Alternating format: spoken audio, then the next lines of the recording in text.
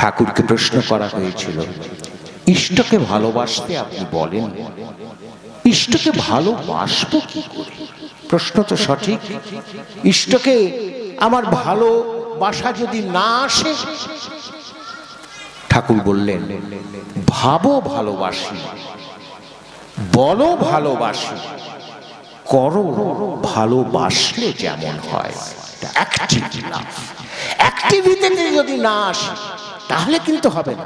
আর ওই অ্যাক্টিভিটিতে আনার জন্যই শ্রী ঠাকুরের যুগে ইষ্টভৃতি প্রবর্তন করে গেলেন, যে ভালোবাসাটা শুধুই মুখের হাই, আর কিছু আমি তোমার দিতে পারবো না, এ করলে হবে না। সকালবেলায় প্রথমেই তোমাকে না দিয়ে আমি আর কিছু করতে পারি না, আমার হাত সরে না, পা সরে না। এইভাবে তার সঙ্গে নিজেকে জড়িয়ে ফেলতে হয়, এবং তার দ্বারাই ওই যে অবাং মনস গোচর, যে পরম ঈশ্বর, পরমেশ্বর, পরব্রহ্ম, তারই সাকার বিগ্রহ যে পুরুষোত্তম, তাকে আমরা কিছু কিছু করে বুঝতে পারি।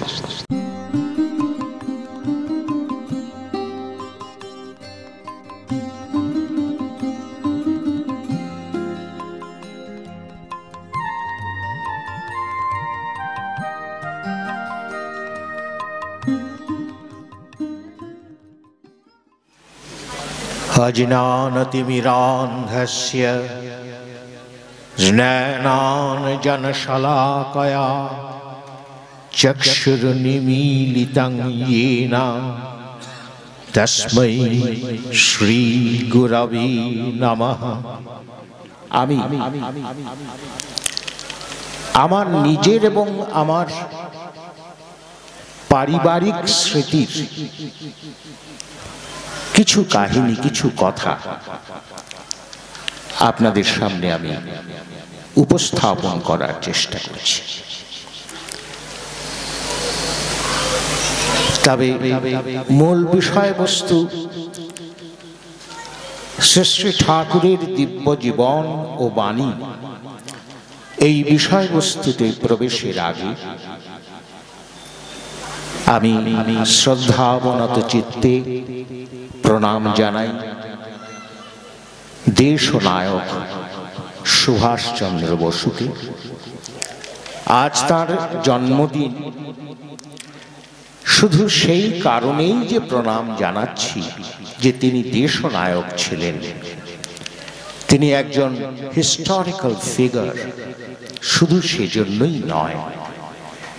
যে জন্য প্রণাম বিশেষভাবে জানাচ্ছি এই ধর্মসভার মঞ্চ থেকে, সেই কারণটা শ্রদ্ধেয় অমলেন্দুদা খুব সুন্দর করে আমাদের সামনে রেখেছে।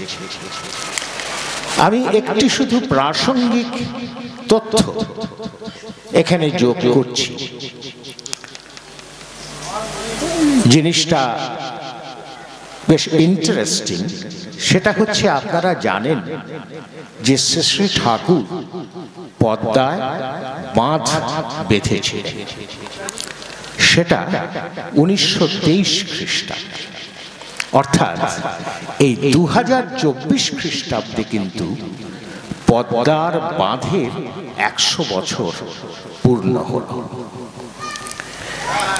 এখন সেই যে পদ্মার বাঁধ বাঁধার কাহিনীটা অনেকে হয়তো জানেন, বা সবাই হয়তো জানেন। ঋত্বিক প্রবর শ্রী ঠাকুরের প্রথম সর্বজনীন ঋত্বিক ত্রৈলোক্যনাথ চক্রবর্তী সেদিন উপস্থিত ছিলেন। তাঁরই বর্ণনায় আমরা পাই যে একদিন বিকেল বেলায়, বর্ষাকাল, পদ্মা তো আপনারা জানেন যে কীর্তিনাশা বলা হয়, কীর্তিনাশা পদ্মা কুল ভেঙে পড়ছে। সেই বর্ষার পদ্মার যে কি ভীষণ রূপ, সেটা গঙ্গা দেখে কিন্তু বোঝা যাবে না। তো যাই হোক, এই প্রসঙ্গে মনে পড়ে যে এই পদ্মা আশ্রমের নিচ দিয়ে, মানে পদ্মার উত্তর তীরে আশ্রম, আশ্রমের দক্ষিণে পদ্মা, নিচ দিয়ে বয়ে চলেছে। কিন্তু এই পদ্মা কিন্তু এখানে ছিল না, আশ্রম থেকে অনেকটা দূরে ছিল। একদিন তখন বালক শ্রী শ্রী ঠাকুর, পাড়ার মহিলারা বহু দূরে গিয়ে কলসি কাঁখে বালতি নিয়ে জল নিয়ে আসতেন। সেটা দেখে বালক অনুকূলচন্দ্র বলেছিলেন, তোমাদের খুব কষ্ট হয় না এই এত দূর থেকে জল আনতে? বলে, কি করব বাবা, এখানে তো আর কাছে পিঠে নদী নেই। তখন ঠাকুর বলেছিলেন, বালক, হ্যাঁ খুব কষ্ট। তারপরে ধীরে ধীরে ধীরে ধীরে সেই পদ্মা আশ্রমের কাছে চলে আসে। এই পদ্মা কুলপ্লাবী হয়ে আশ্রম এবার ধ্বংস করতে আসছে বর্ষাকাল। এবং পাবনার জজকোট, পাবনা তো শহর, জজকোটের আঙিনা পদ্মার কবলে পড়ে গেছে, জল ঢুকে গেছে। এই অবস্থায় ঠাকুর একদিন বিকেল বেলায় হঠাৎ বললেন, নাও অর নেভার, এই মুহূর্তে করতে হবে, নচেত নয়। কি করতে হবে? পদ্মায় বাঁধ দিতে হবে। ভাবুন কথা, একটা নদীতে বাঁধ, এটা কি একটা চারটিখানি কথা?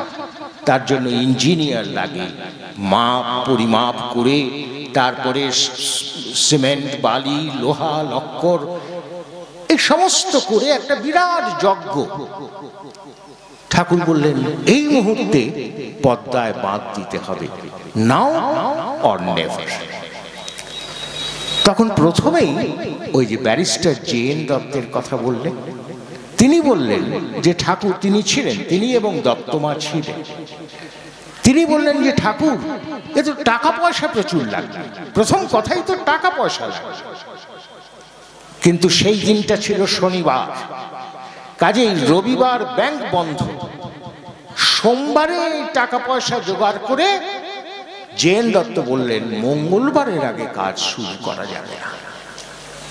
ঠাকুরের ওই এক কথা, নাও অর নেভার। তখনই শ্রীশ বাবু, শ্রীশ নন্দী, তিনি ছিলেন ইঞ্জিনিয়ার, তিনি মোটামুটি একটা মাপ যোগ করে বলে, এতটা ইট এবং সিমেন্ট বালি লাগবে। সঙ্গে সঙ্গে এই দত্তমা তার গলার সোনার হার গাছে খুলে এই বাঁধের জন্য তিনি দিয়ে দিলেন। এই নেতাজি সুভাষচন্দ্রের মাতুল, মামি, বাবা, মা, নেতাজি সুভাষচন্দ্রের বড় দাদা, বৌদি, এইভাবে এই পরিবারটা পুরোটা, এটা একেবারে শ্রী ঠাকুরের সঙ্গে ওতপ্রোত, সৎসঙ্গের সঙ্গে ওতপ্রোত। মনে রাখতে হবে, 1923 তার 2 বছর বাদেই এই সৎসঙ্গ রেজিস্টার্ড হয় সৎসঙ্গ নামে। 1925-এ, অর্থাৎ এই আর পরের বছর 2025-এ সৎসঙ্গেরও শতবর্ষ হবে। এই সৎসঙ্গের শতবর্ষ, এই পদ্মার বাঁধ, এই সৎসঙ্গ, এই সব কিছুর সঙ্গে নেতাজি সুভাষচন্দ্র এবং তার এই পরিবারের বহু মানুষ একেবারে ওতপ্রোতভাবে জড়িত ছিলেন। নেতাজি সুভাষচন্দ্র যখন ওই লাস্ট জার্নি তিনি বেরিয়ে গেলেন মহানিষ্ক্রমণ, তখন তাই হোক বিমানবন্দরে তিনি যখন বিমানে উঠছেন, তখন কোনো এক মেজর, সেটা লেখা আছে, আমার নাম এই মুহূর্তে মনে নেই, তিনি নেতাজিকে বলেছিলেন যে আপনি যে যাচ্ছেন, আপনি কিন্তু খুব সেফ না। তখন নেতাজি কি বলেছিলেন? বলেছিলেন, আমার কাছে গীতা আছে, তুলসী আছে, আর আমার মার গুরুদেবের ফটো আছে। এর চেয়ে বেশি সেফটি আমার আর কে দিতে পারে? এই নেতাজির বিশ্বাস ছিল। যদিও মনে হয় আমাদের ভাগ্যে ছিল না, তাই নেতাজিকে আমরা ঠাকুর যেভাবে চলতে বলেছিলেন সেইভাবে হয়তো পাইনি, কিন্তু নিশ্চয়ই তিনি আবার জন্ম নেবেন। আবার 23শে জানুয়ারির পুণ্য প্রভাতে এসে শ্রী ঠাকুরের আরব্ধ কাজ তিনি সুসম্পন্ন করবেন, এই আশা আমরা রাখি। এখন এই যে শ্রী ঠাকুরের দিব্য জীবন ও বাণী, এই সব কিছুর মধ্য থেকেই তো ফুটে বেরোচ্ছে। না হলে পুরুষোত্তমের দিব্য জীবন এ তো ধরা ছোঁয়ার বাইরে। আদর্শ বিনায়ক গ্রন্থে শ্রী ঠাকুর বলেছেন, মনে রেখো ঈশ্বরী পুরুষোত্তমে ব্যক্ত সাকার নরনারায়ণ। মনে রেখো ঈশ্বরী পুরুষোত্তমে সাকার নরনারায়ণ বিগ্রহ। তাহলে তিনি যদি ঈশ্বর হন, তিনি পরব্রহ্ম হন, তাহলে তাকে বোঝা এই দুটো স্থূল চোখে অসম্ভব ব্যাপার। তুমি না বোঝালে কে বোঝে, কিভাবে বোঝে? আরেকবার ননীগোপাল চক্রবর্তী তিনি শ্রী ঠাকুরকে প্রশ্ন করেছিলেন যে যীশু খ্রিস্টকে আমরা ঈশ্বর পুত্র বলি বা নানাভাবে সন অফ ফাদার বলি, আবার যীশু খ্রিস্ট নিজে বলেছেন যে তোমরা ফাদারকে দেখোনি বলছো, অথচ আমাকে দেখছো, তাও তোমরা তোমাদের ফাদারকে মানে পরম পিতাকে দেখোনি। তো যীশু খ্রিস্ট কে? তিনি কি ঈশ্বর স্বয়ং? শ্রী ঠাকুর বলেছিলেন তিনি ঈশ্বর, তিনি ঈশ্বর, তিনি ঈশ্বর। তিনবার আমান ঈশ্বর, এই একটা কথা ঠাকুর বলেন, টপ টু বটম। আমান মানে টপ টু বটম, যেমন আপাদমস্তক তেমনি আমান ঈশ্বর হচ্ছেন পুরুষোত্তম। এই যে পুরুষোত্তম যিনি ঈশ্বর, তার সম্পর্কে গীতা কি বলছেন? বলছেন যে আমাদের তো দুটো পুরুষ আছে, খর পুরুষ, অক্ষর পুরুষ। খর পুরুষ হচ্ছে এই সৃষ্ট যে যা আমরা দেখছি, যা পরিবর্তনশীল, যা বিকারশীল। আর অক্ষর পুরুষ হচ্ছেন পরব্রহ্ম, পরম কারণ সৃষ্টির। পুরুষোত্তম হচ্ছেন এই খর পুরুষের অতীত, মানে খর পুরুষের থেকে অনেক বাইরে, অনেক ওপরে, তাকে ছাপিয়ে চলে যাচ্ছে। আবার অক্ষর পুরুষের থেকেও উত্তম, তাই তিনি পুরুষোত্তম। এই যে খর পুরুষের খরাতীত এবং অক্ষরের থেকেও উত্তম, সেই পুরুষকে আমরা কিভাবে আমাদের খুব ছোট্ট বুদ্ধি দিয়ে, ছোট্ট দৃষ্টি দিয়ে আমরা তাকে বুঝবো? এটা অসম্ভব। তিনি দয়া করে যতটা ধরিয়ে দেন সেইটুকুই আমরা পাই। তার জন্য প্রয়োজন তাকে ভালোবাসা। এই একটি কথা শ্রী ঠাকুর কেন প্রত্যেক পুরুষোত্তমের যে শিক্ষা, যে ধর্ম জ্ঞান, যে দর্শন, যে বিজ্ঞান, তার মৌলিক কথা হলো ভালোবাসা। ঠাকুরকে প্রশ্ন করা হয়েছিল, ইষ্টকে ভালোবাসতে আপনি বলেন, ইষ্টকে ভালোবাসবো কি করে? প্রশ্ন তো সঠিক। ইষ্টকে আমার ভালোবাসা যদি না আসে, ঠাকুর বললেন ভাবো ভালোবাসি, বলো ভালোবাসি, করো ভালোবাসলে যেমন হয় তেমন। অর্থাৎ অভ্যাস যোগ, তাই যেটা বলেছেন অভ্যাস যোগ, এই অভ্যাস নিয়মিত আমাদের করে চলতে হবে। ভাবতে হবে আমি ভালোবাসি, আমি তোমাকে ভালোবাসি। এই ভালোবাসাটা প্রথমে হয়তো ছিল না, আমি তাকে যোগ করলাম, আমি ভালোবাসতাম আমার স্ত্রী, পুত্র, পরিবার, বন্ধু বান্ধব, তাদের সঙ্গে আরেকজনকে যোগ করলাম আমার ইষ্ট। এইবার আস্তে আস্তে ভালোবাসাটা কনসেন্ট্রেট করতে থাকবো, করতে করতে এই সমস্ত ভালোবাসার প্রথম ভালোবাসার মানুষটি হবেন তিনি হবেন অগ্রগণ্য। তারপরে এই সমস্ত ভালোবাসার কারণ হবেন তিনি। অর্থাৎ আমি আমার বন্ধুকে ভালোবাসি কারণ আমি তাকে ভালোবাসি, আমি আমার পুত্রকে ভালোবাসি কারণ আমি তাকে ভালোবাসি, ওই তাকে ভালোবাসি বলেই আমি কিন্তু আর সকলকে ভালোবাসি। এইভাবে ভালোবাসার চরিত্রটাই বদলে যায়। এইটাই ভাবতে হবে, বলতে হবে এবং করতে হবে। সক্রিয় ভালোবাসার কথা ঠাকুর বলেছেন। এই জন্য ভালোবাসা বা অনুরাগ, তার আগে ঠাকুরের কয়েকটা পেটেন্ট অ্যাডজেক্টিভ আছে।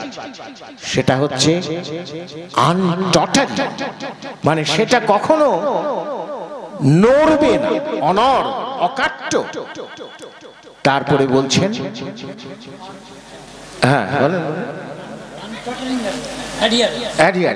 আনটটারিং, তারপরেও আরো কয়েকটা আছে। সেটা হচ্ছে আনরেপেলিং এবং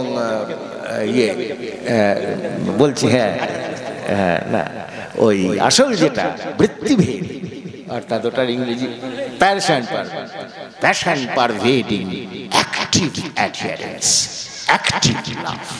অ্যাক্টিভিটিতে যদি না আসে তাহলে কিন্তু হবে না। আর ওই অ্যাক্টিভিটিতে আনার জন্যই শ্রী ঠাকুরে যুগে ইষ্টভৃতি প্রবর্তন করে গেলেন। যে ভালোবাসাটা শুধুই মুখের হাই, আর কিছু আমি তোমার দিতে পারবো না, এ করলে হবে না। সকালবেলায় প্রথমেই তোমাকে না দিয়ে আমি আর কিছু করতে পারি না, আমার হাত সরে না, পা সরে না। এইভাবে তার সঙ্গে নিজেকে জড়িয়ে ফেলতে হয় এবং তার দ্বারাই ওই যে অবাঙ মানস গোচর, যে পরম ঈশ্বর, পরমেশ্বর, পরব্রহ্ম, তারই সাকার বিগ্রহ যে পুরুষোত্তম, তাকে আমরা কিছু কিছু করে বুঝতে পারি। একটা সংক্ষিপ্ত কাহিনীর কথা বলি। আমরা ওখানে, মানে আমার ঠাকুরদা এই 1923 এই সময়টাতেই, ঠাকুরদা, ঠাকুরমা, আমার বাবা তখন 1 বছর 3 মাস বয়স। তারা সবকিছু, তাদের সম্মান, আয় উপার্জন, সংসার, সমাজ সব ছেড়ে ঠাকুরের কাছে গিয়ে উপস্থিত হয়েছিল। সেখানে জীবনটা কিন্তু সুখের ছিল না, কারণ অর্থ নেই, বিত্ত নেই, এমনকি আহারের ব্যবস্থা পর্যন্ত। সারা দিনের শেষে একবার মাত্র আনন্দবাজারের প্রসাদ পাওয়া যেত, সেটাও জননী মনমোহিনী দেবী, তিনি মাথায় ধামা নিয়ে এই সমগ্র পরিবেশে তিনি ভিক্ষা করতে বেরোতেন। সেই ভিক্ষা লব্ধ চাল, ডাল, তরি তরকারি, আনাজ, যা যেদিন যতটুকু জুটত সবগুলো নিয়ে একসঙ্গে একটা লাপসি তৈরি হতো, এবং সেটাই হয়তো তৈরি হতে হতে সন্ধে 5টা, 4টে, 5টা বেজে যেত। আনন্দবাজারের ঘন্টা পড়ত, তারা ছুটে যেতেন সবাই। ওই একবেলা খেয়ে মানুষগুলো, আমার বাবার কাছে শুনেছি, তিনি বলতেন যেন লক্ষ হস্তির বলে বলি এই রকম এক একজন মানুষ রাত দিন। তখন এমন ভাবে সব সৎসঙ্গে বা আশ্রমে কাজ হতো যে চারিদিকের মানুষেরা অবাক হয়ে যেত, ওখানকার যারা অধিবাসী, যে কি করে সম্ভব। অনুকূল ঠাকুরের আশ্রমে বলতো ওরা যে অনুকূল ঠাকুর আর তার মা জাদু জানে। এই প্রসঙ্গে বলি, এই যে বাঁধ, পদ্মার বাঁধ, সেটা 24 ঘন্টাও লাগেনি এই বাঁধ তৈরি করতে। একেবারে টাইম ধরে ধরে আমি দেখেছি। সেদিন ওই বললাম বিকেলে ঠাকুর বললেন, ওই বিকেলেই ভাদ্দি ভাই, ওই ওখানকারই মানুষ, সেই তারা চলে গেলেন পাবনা শহরে, নিয়ে এলেন কি বলে সিমেন্ট বালি ইত্যাদি, এবং সেদিন রাত্রেই শুরু হলো কাজ। এবং আশ্রমের প্রতিটি পুরুষ, প্রতিটি মহিলা এবং ছোট ছোট ছেলে মেয়েরা পর্যন্ত সেই কাজ শুরু করে চললেন। গভীর রাত, তখন ঠাকুর তখনও জেগে আছেন এই সবার সঙ্গে। রাত ভোর হতে যায়, তখন ঠাকুর বললেন যান এবার বিশ্রাম করেন। বিশ্রাম আর কতক্ষণ, কয়েক ঘন্টা হয়তো, তারপরে আবার সকাল থেকে শুরু হলো। এবং সেদিন বিকেলের মধ্যেই একটা, হয়তো তারপরে আরো কিছু হয়েছে, কিন্তু মোটামুটি ভাবে মানে যার পরে ঠাকুর এবার নিশ্চিন্ত যে পদ্মা আর এগুবে না। তাহলে 24 ঘন্টাও না, এইভাবে কাজ হতো। কিন্তু এদের পেটে কি ছিল? ওই একবেলার একদলা লাপসি, আর কিছু না, ভালোবাসা। ওই একজনকে ভালোবেসে সমস্ত মানুষ তখন এই রকম, ওই ঠাকুর বলতেন, একটা উদাহরণ দিতেন ইঞ্জিনের মতো। ইঞ্জিনগুলি যেমন স্টেশনে যখন দাঁড়িয়ে থাকে ট্রেন, তখন ঝমঝম ঝমঝম, আগের দিনে আরো বেশি হতো ওই কি বলে ডিজেলের ইঞ্জিন বা স্টিম ইঞ্জিনে ঝমঝম ঝমঝম ঝমঝম করতো। এই রকম এদের শক্তি, এদের মেধা, এদের স্নায়ু, এদের বুদ্ধি সব একেবারে হয়ে উঠত। কি জন্য? ভালোবাসা। তো ওই যে পদ্মার বাঁধ, ভাবুন কি প্রকৌশল ঠাকুর অ্যাপ্লাই করেছিলেন।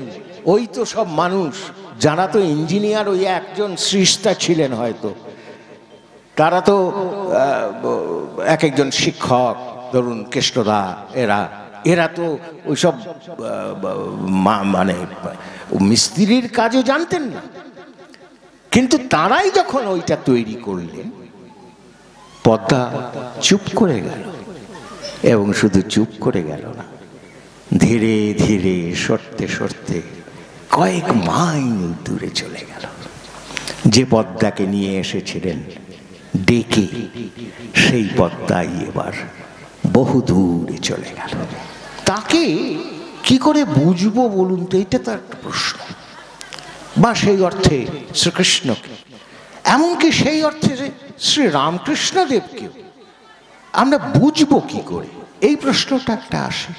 তাদের দিব্য জীবনবাণী আমরা বর্তমান যুগ পুরুষোত্তমকেই পরিষ্কার করে পেয়ে উঠি না, বুঝে উঠতে পারি না। শ্রী ঠাকুর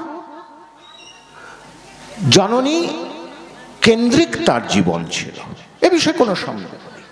এবং সেইটাই তিনি আমাদের শিখিয়েছেন, আমাদের সেভাবেই চলতে হবে। কিন্তু তার অতিরিক্ত আবার একটা কিছু আছে, তিনি পুরুষোত্তম, সেখানেই অতিরিক্ততা। কিরকম?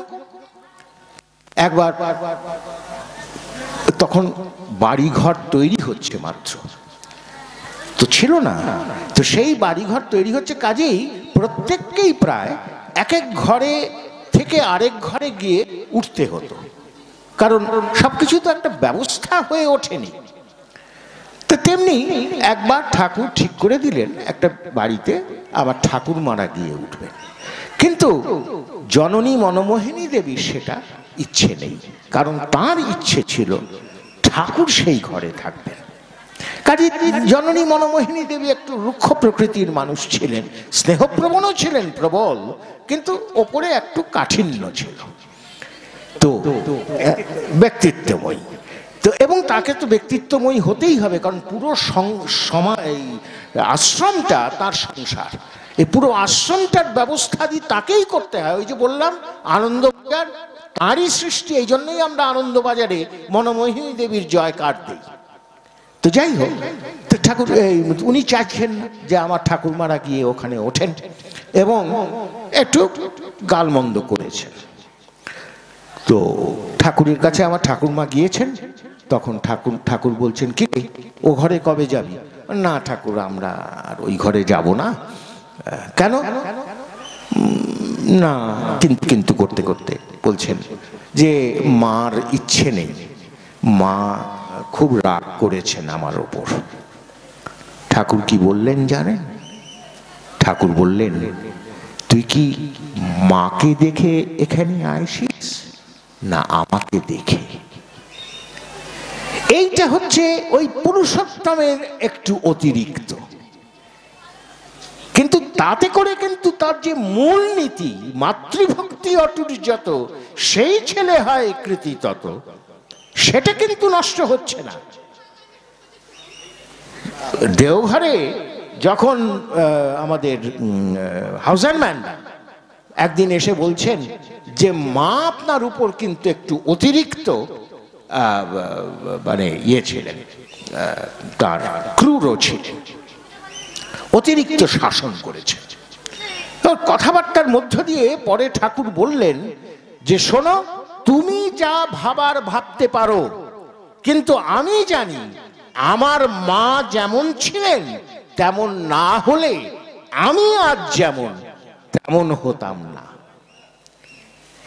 কাজেই মাকে তিনি কখনো এই হ্যাঁ এটা করেন। এবং একটা বাণী আছে না, ইয়েতে আমরা পাই সত্যানুসরণের, যে যার কোনো মূর্ত আদর্শে কর্মময় অটুট আসক্তি তাকে সময় ও সীমাকে ছাপিয়ে মানুষের সহজ ভগবান করে তোলে, তিনি সদ্গুরু। কাজে প্রত্যেক সদ্গুরুর জীবনে দেখতে পাবেন ওই একটা ব্যক্ত আদর্শ, তাতে কর্মময় অটুট আসক্তি।